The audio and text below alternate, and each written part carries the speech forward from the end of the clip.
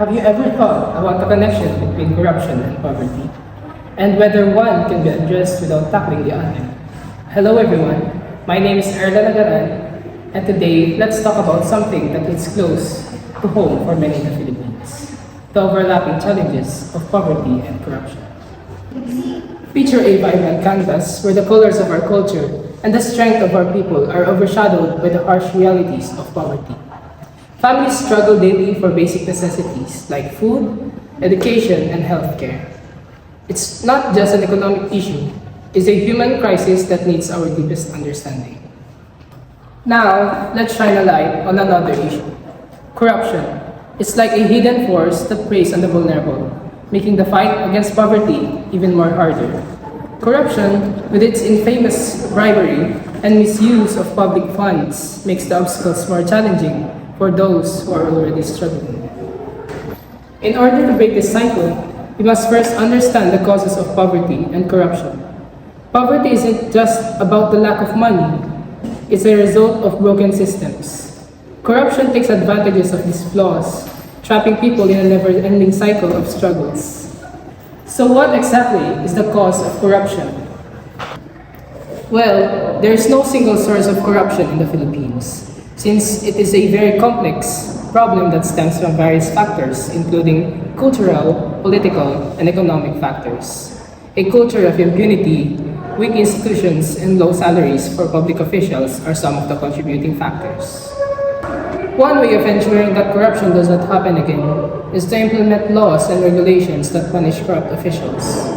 Another way is to increase public awareness and participation in the fight against corruption. This can be done through education campaigns. Our path to change involves more than just one approach. We must also demand transparency from those who are in power, in order to make sure that they answer for their actions. At the same time, we can empower local communities through education and sustainable jobs, disrupting the core of poverty. In our tech-driven world, innovations like artificial intelligence can be a powerful tool against corruption.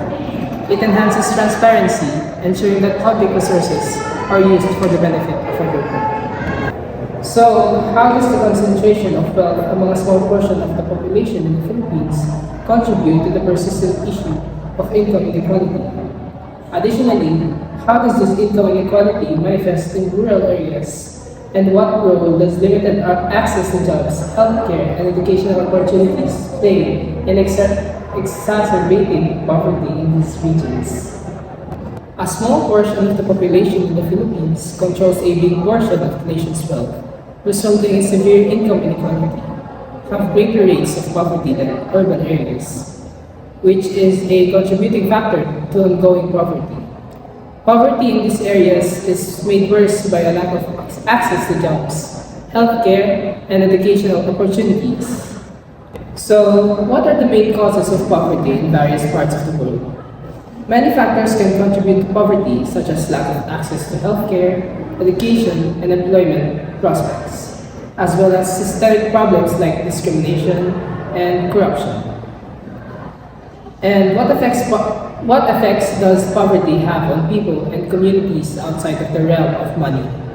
Poverty affects various aspects of life, leading to reduced access to education and healthcare, increased vulnerability to exploitation, limited social mobility, and overall diminished quality of life.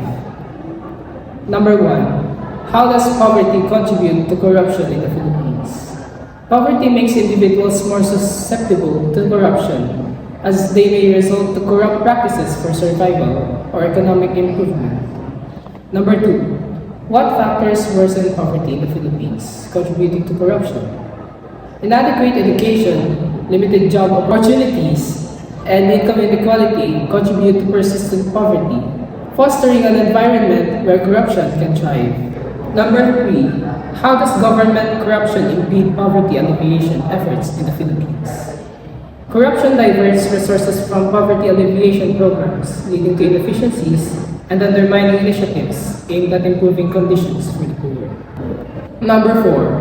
What role do systemic issues play in the cycle of poverty and corruption in the Philippines? Weak institutions, lack of transparency, and ineffective governance create an environment conducive to corruption, perpetuating the cycle of poverty. Number 5. How can empowering marginalized communities help address poverty and corruption in the Philippines? Empowering marginalized communities through education, skills training, and resource access can break the cycle of poverty, reducing vulnerability to corrupt practices. Number 6. Are there effective anti-corruption initiatives in the Philippines that have positively impacted poverty reduction? While progress is noted, challenges persist. Initiatives focusing on the institutional strengthening, transparency, and good governance show promise but require sustained efforts for significant change.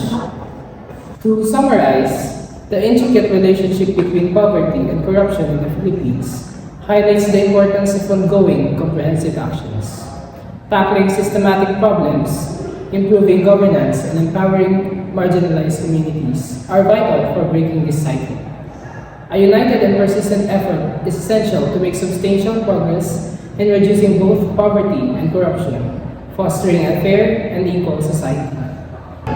As we navigate through this complex issue, let's acknowledge the strength and resilience of the Filipino people. May their stories of triumph over challenges serve as beacons of hope. Together, let's untangle the threads of poverty and corruption, creating a new story, one of fairness, equality, and a brighter future for the Philippines.